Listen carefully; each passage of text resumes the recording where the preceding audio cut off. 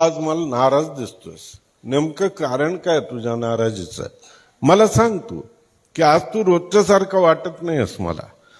हा जो भाव आहे ना, ही जी गोष्ट आहे ना, ही आपण लक्षात ठेवली पाहिजे, की सद्गुरूंना आपल्या मनातलं काय हे कळलं पाहिजे.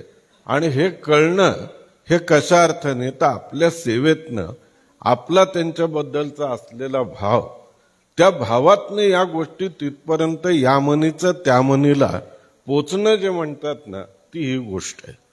की तिथं त्याला विचारलं प्रभूंनी की अरे नेमकं काय, मला सांग नेमकं काय तुझ्या मनात. तर तो म्हणतो की प्रभू, माझ्या मनात असं होतं की मी आज धुणं धुवत असताना तो राजा आलेला पाहिला, त्याचं ऐश्वर्य पाहिलं, आणि मला असं वाटलं की माझं आयुष्य खरं कायम असंच राहणार आहे का, कधी बदलणारच नाही का.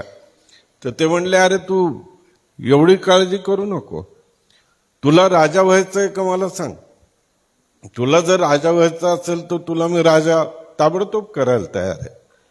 तर तो म्हणतो माझ्या मनात तर ती इच्छा आहेच आहे, मला वाटतंय की ते सगळे भोग भोगावे. मग ते म्हणतात कधी व्हायचं तुला सांग.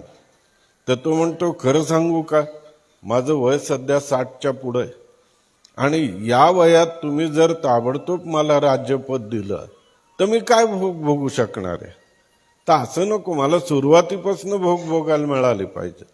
मग ते म्हणतात ठीक आहे, एवढ्या करता तुझा देह जाईल म्हणले लवकर आणि तू राजा होशील. हे सगळं ऐकल्यानंतर तो म्हणतो अजून माझं मागणं संपलेलं नाहीये. तुम्ही राजा मला करता इतपत मला मान्य आहे, पण माझं मागणं जे आहे ते पूर्ण ऐकून घ्या. मला राजा व्हायचंय, निसंशयपणे व्हायचंय, पण मला तुमच्या चरणकमलापासूनही लांब जायचं नाहीये. की मला तेही पाहिजेत, मला राजाही व्हायचंय आणि दोन्ही पाहिजे.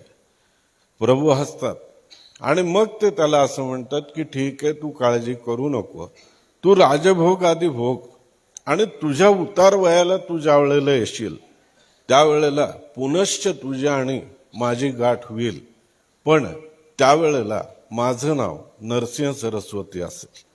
तर तुझी माझी भेट ही निसंशयपणे तिथं होईल.